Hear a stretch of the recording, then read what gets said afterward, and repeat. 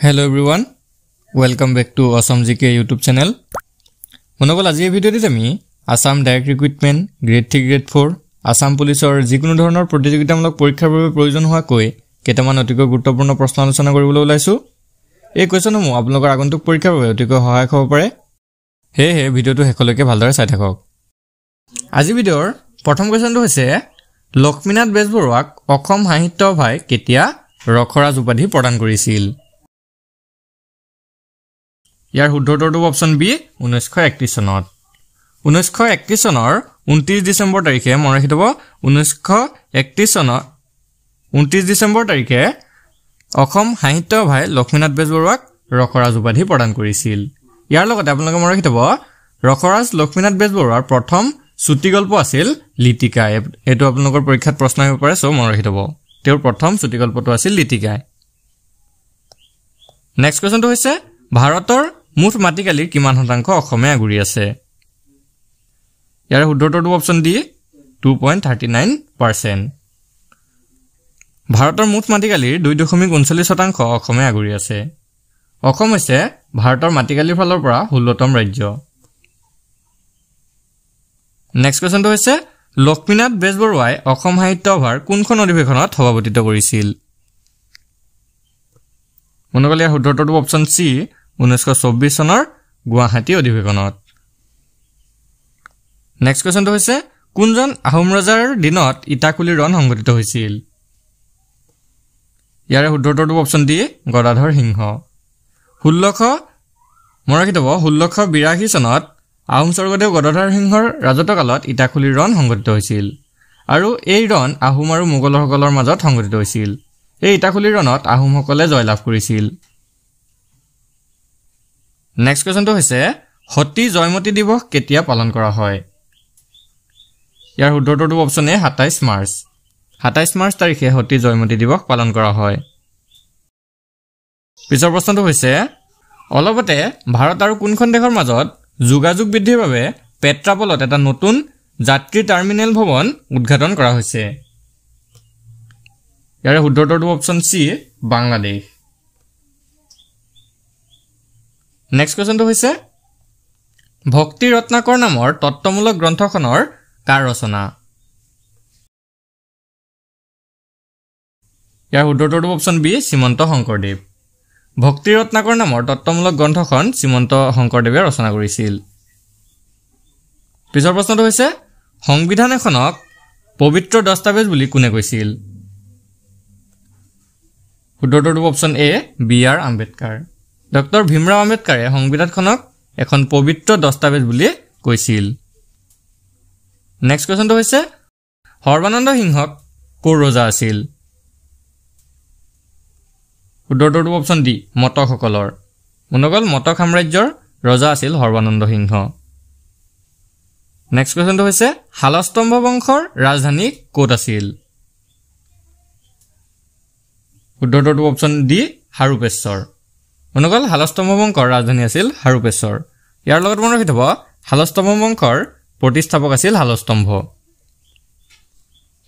পিছৰ প্ৰশ্নটো হৈছে জয়সাগৰ পুখুৰী কোনে খন্দাইছিল? ইয়াৰ শুদ্ধ উত্তৰটো অপচন ডি ৰুদ্ৰসিংহ। আহোম স্বৰ্গদেউ ৰুদ্ৰসিংহই জয়সাগৰ পুখুৰী খন্দাইছিল। পিছৰ প্ৰশ্নটো হৈছে কোনজন ৰজাৰ ৰাজত্বকালৰ পৰা আহোমসকলৰ মুদ্ৰাত সংস্কৃত ভাষা ব্যৱহাৰ কৰা হৈছিল? ইয়াৰ শুদ্ধ উত্তৰটো অপচন এ ৰুদ্ৰসিংহ।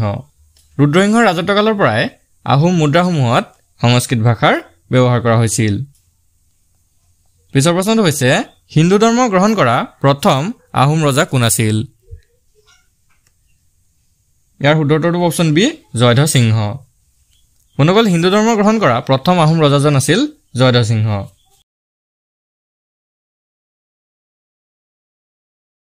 পিছৰ প্ৰশ্নটো হৈছে আহোম যুগৰ ইতিহাস প্ৰসিদ্ধ কাৰেংঘৰ বৰ্তমান শিৱসাগৰ জিলাৰ ক'ত অৱস্থিত?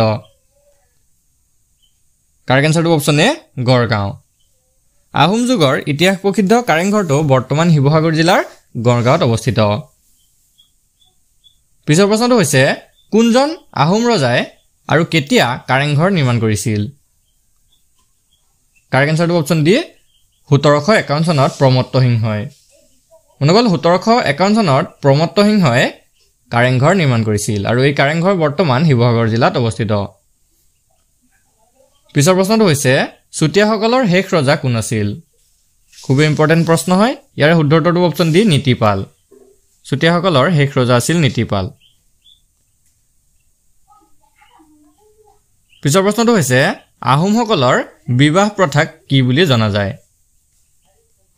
শুদ্ধ উত্তৰটো অপচন এ চকলং আহোমসকলৰ বিবাহ প্ৰথাটোক চকলং নামেৰে জনা যায় নেক্সট কোৱেশ্চনটো হৈছে গদাধৰ সিংহৰ আহোম নাম কি আছিল শুদ্ধ উত্তৰটো অপচন সি সুপাতফা গদাধৰ সিংহৰ আহোম নাম আছিল সুপাতফা পিছৰ প্ৰশ্নটো হৈছে কেপ্টেইন অমৰিন্দৰ সিংহৰ পদত্যাগৰ পিছত পাঞ্জাবৰ নতুন মুখ্যমন্ত্ৰী কোন নিৰ্বাচিত হৈছিল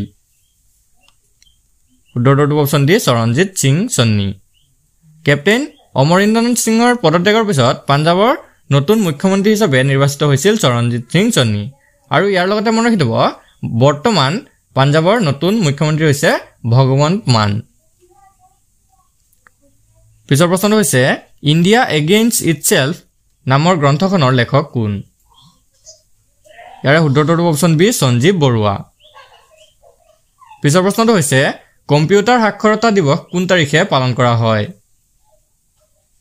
কাৰেক্ট এনসাৰটো অপচন এ 2 ডিসেম্বৰ 2 ডিসেম্বৰ তাৰিখে কম্পিউটাৰ সাক্ষৰতা দিৱস পালন কৰা হয় পিছৰ প্ৰশ্নটো হৈছে চন্দ্ৰগুপ্ত মৌৰ্যৰ পৰামৰ্শদাতা কোন আছিল মনোগল ইয়াৰ কাৰেক্ট এনসাৰটো অপচন ডি চাণক্য বা বিষ্ণুগুপ্ত চন্দ্ৰগুপ্ত মৌৰ্যৰ পৰামৰ্শদাতা আছিল মনোগল চাণক্যৰ আনটা নাম হৈছে বিষ্ণুগুপ্ত মনত ৰাখি থব নেক্সট কোৱেশ্চনটো হৈছে ডক্টৰ সৰ্বপল্লী ৰাধাকৃষ্ণনে কোনখন দেশত ভাৰতৰ ৰাষ্ট্ৰদূত হিচাপে কাৰ্যনিৰ্বাহ কৰিছিল ইয়াৰ শুদ্ধ উত্তৰটো অপচন বি সোভিয়েট ইউনিয়ন মনোগল ডক্টৰ সৰ্বপল্লী ৰাধাকৃষ্ণনে সোভিয়েট ইউনিয়নত ভাৰতৰ ৰাষ্ট্ৰদূত হিচাপে কাৰ্যনিৰ্বাহ কৰিছিল পিছৰ প্ৰশ্নটো হৈছে দাদা সাহেব ফালকে বঁটা কোন ক্ষেত্ৰত প্ৰদান কৰা হয় কাৰেক্ট এনসাৰটো অপচন বি চলচ্চিত্ৰৰ ক্ষেত্ৰত দাদা সাহেব ফালকে বঁটা প্ৰদান কৰা হয় পিছৰ প্ৰশ্নটো হৈছে ভাস্কো দা গামা কেতিয়া ভাৰতলৈ আহিছিল খুব ইম্পৰ্টেন্ট প্ৰশ্ন হয় ইয়াৰ শুদ্ধ উত্তৰটো অপচন বি 1498 এডি 1498 খ্ৰীষ্টাব্দত ভাস্কো দা গামা ভাৰতলৈ আহিছিল আৰু তেওঁ প্ৰথমতে ভাৰতত আহি কালিকট বন্দৰত উপস্থিত হৈছিল পিছৰ প্ৰশ্নটো হৈছে when did Delhi become the capital of India Delhi কেতিয়া ভাৰতৰ ৰাজধানী হৈছিল ইয়াৰ শুদ্ধ উত্তৰটো অপচন বি 1911 1911 চনত দিল্লী ভাৰতৰ ৰাজধানী হৈছিল নেক্সট কোৱেশ্চনটো হৈছে which metal first used by men মানুহে প্ৰথমে কোনটো ধাতু ব্যৱহাৰ কৰিছিল মনোগল ইয়াৰ শুদ্ধ উত্তৰটো অপচন ডি তাম ধাতুটো মানুহে প্ৰথম ব্যৱহাৰ কৰিবলৈ শিকিছিল নেক্সট কোৱেশ্চনটো হৈছে অসমৰ বৰষুণ গৱেষণা প্ৰতিষ্ঠানটো ক'ত অৱস্থিত শুদ্ধ উত্তৰটো অপচন বি যোৰহাট অসমৰ বৰষুণ গৱেষণা প্ৰতিষ্ঠানটো যোৰহাটত অৱস্থিত নেক্সট কোৱেশ্চনটো হৈছে ভাৰতত বগা মৰুভূমি ক'ত অৱস্থিত মনোগল ইয়াৰ শুদ্ধ উত্তৰটো অপচন এ গুজৰাট ভাৰতৰ গুজৰাটত বগা মৰুভূমি অৱস্থিত পিছৰ প্ৰশ্নটো হৈছে কোনখন জিলাক সত্ৰৰ ভূমি বুলি কোৱা হয় মনোগল অসমৰ কোনখন জিলাক সত্ৰৰ ভূমি বুলি কোৱা হয় আমাক সুধিছে ইয়াৰ শুদ্ধ উত্তৰটো অপচন বি বৰপেটা অসমৰ বৰপেটা জিলাখনক সত্ৰৰ ভূমি বুলি কোৱা হয় নেক্সট কোৱেশ্চনটো হৈছে আৰক্ষী প্ৰশিক্ষণ মহাবিদ্যালয় প্ৰথমবাৰৰ বাবে 1948 চনত ক'ত প্ৰতিষ্ঠা কৰা হৈছিল ইয়াৰ শুদ্ধ উত্তৰটো অপচন এ হালনিবাৰীত পিছৰ প্ৰশ্নটো চাওঁ সাৰ্কৰ মুখ্য কাৰ্যালয় ক'ত অৱস্থিত মনোগল সাৰ্কৰ সম্পূৰ্ণ ৰূপটো হৈছে South Asian Association for Regional Cooperation আৰু এই সাৰ্কৰ মুখ্য কাৰ্যালয় ক'ত আছে আমাক সুধিছে শুদ্ধ উত্তৰটো অপচন ডি কাঠমাণ্ডুত সাৰ্কৰ মুখ্য কাৰ্যালয় অৱস্থিত নেক্সট কোৱেশ্চনটো হৈছে নাগৰিকত্ব আইন কোন চনত গৃহীত হৈছিল কাৰেক্ট এনসাৰটো অপচন বি 1955 চনত নেক্সট কোৱেশ্চনটো হৈছে ভাৰতৰ উচ্চ ন্যায়ালয়ৰ প্ৰথম মুখ্য ন্যায়াধীশ কোন আছিল শুদ্ধ উত্তৰটো option C Hiralal J Kania ভাৰতৰ উচ্চতম ন্যায়ালয়ৰ প্ৰথম মুখ্য ন্যায়াধীশ আছিল হীৰালাল জে কানিয়া পিছৰ প্ৰশ্নটো হৈছে সত্যমেৱ জয়তে বাক্যশাৰী ক'ৰ পৰা লোৱা হৈছে কাৰেক্ট এনসাৰটো অপচন এ মুণ্ডক উপনিষদ মুণ্ডক উপনিষদৰ পৰা সত্যমেৱ জয়তে বাক্যশাৰী লোৱা হৈছে পিছৰ প্ৰশ্নটো হৈছে ভাৰতৰ কোন ৰাজ্যত সাক্ষৰতা হাৰ সৰ্বাধিক ইয়াৰ শুদ্ধটো অপচন বি কেৰালা ভাৰতৰ কেৰালা ৰাজ্যখনৰ সাক্ষৰতা হাৰ সৰ্বাধিক পিছৰ প্ৰশ্নটো হৈছে অসম ক্ৰীড়া দিৱস কোন তাৰিখে পালন কৰা হয় শুদ্ধটো অপচন সি 17 অক্টোবৰ মনগল ভালদৰে মনত ৰাখিব অসম ক্ৰীড়া দিৱস 17 অক্টোবৰ তাৰিখে পালন কৰা হয় যদি আপোনালোকৰ পৰীক্ষাত প্ৰশ্ন আহে যে ৰাষ্ট্ৰীয় ক্ৰীড়া দিৱস কোন তাৰিখে পালন কৰা হয় তেনেহলে তাৰ আনসাৰটো হৈ যাব 3 ছেপ্টেম্বৰ তাৰিখ 3 ছেপ্টেম্বৰ তাৰিখে ৰাষ্ট্ৰীয় ক্ৰীড়া দিৱস পালন কৰা হয় পিছৰ প্ৰশ্নটো হৈছে কোনজন আহোম ৰজাক ইংৰাজে বন্দী কৰিছিল শুদ্ধটো অপচন বি পুৰন্দৰ সিংহ আহোম স্বৰ্গদেউ পুৰন্দৰ সিংহক ইংৰাজসকলে বন্দী কৰি ৰাখিছিল পিছৰ প্ৰশ্নটো হৈছে ফুলগুৰি কৃষক বিদ্ৰোহত মুঠ কিমানজন কৃষকৰ মৃত্যু হৈছিল ইয়াৰে শুদ্ধটো অপচন ডি 54 জনৰ নেক্সট কোৱেশ্চনটো হৈছে যোৰহাট জিলাত অৱস্থিত বিমানবন্দৰটোৰ নাম কি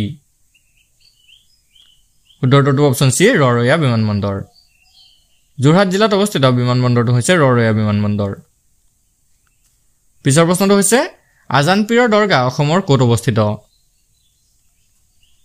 ইয়াৰে শুদ্ধটো অপচন সি হৰাগুৰি চাপৰি শিৱসাগৰ শিৱসাগৰৰ হৰাগুৰি চাপৰিত আজানপীৰৰ দৰগাহ অৱস্থিত নেক্সট কোৱেশ্চনটো হৈছে এছিয়ান গেমছত সোণৰ পদক পোৱা প্ৰথম অসমীয়া খেলুৱৈ কোন আছিল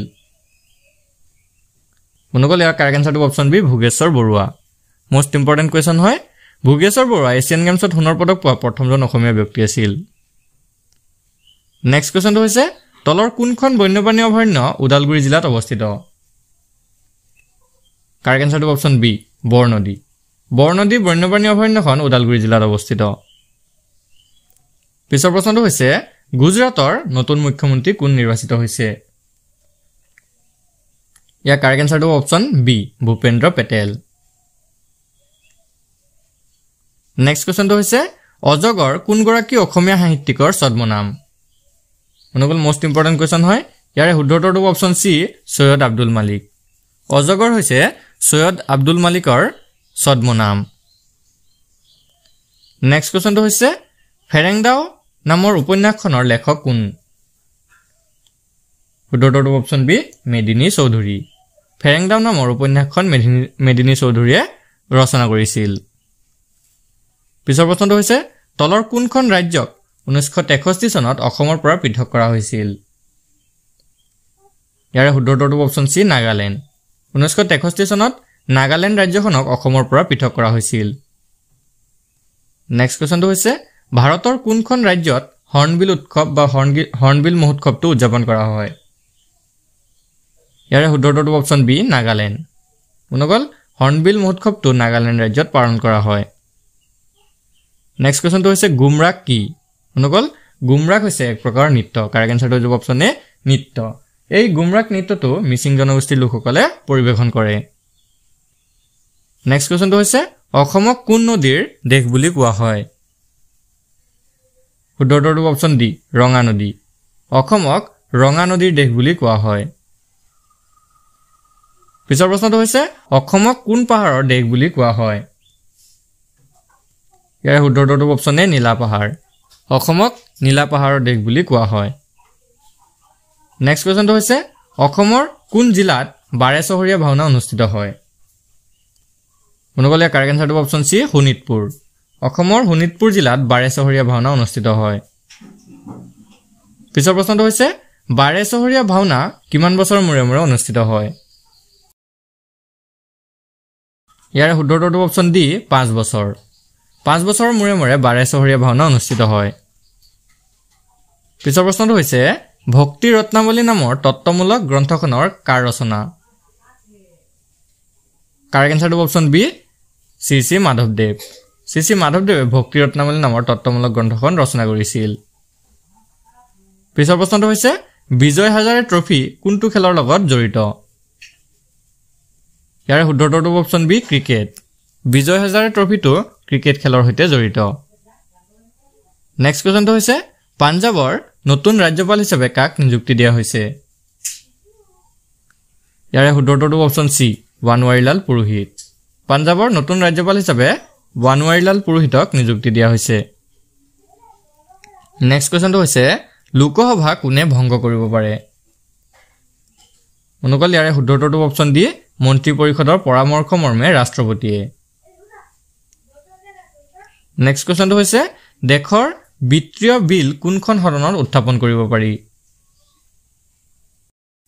ইয়াৰে শুদ্ধটো অপচন বি কেৱল লোকসভাতহে বিত্তীয় বিল উত্থাপন কৰিব পাৰি নেক্সট কোৱেশ্চনটো হৈছে কেবিনেট মিছন ভাৰতলৈ কেতিয়া আহিছিল অনুকল ইয়াৰ শুদ্ধটো অপচন সি 1946 চনত 1946 চনত কেবিনেট মিছন ভাৰতলৈ আহিছিল আজি ভিডিঅ'ৰ শেষৰ কোৱেশ্চনটো হৈছে মানচেষ্টাৰ অফ আসাম বা মানচেষ্টাৰ অফ অসম বুলি কাক কোৱা হয়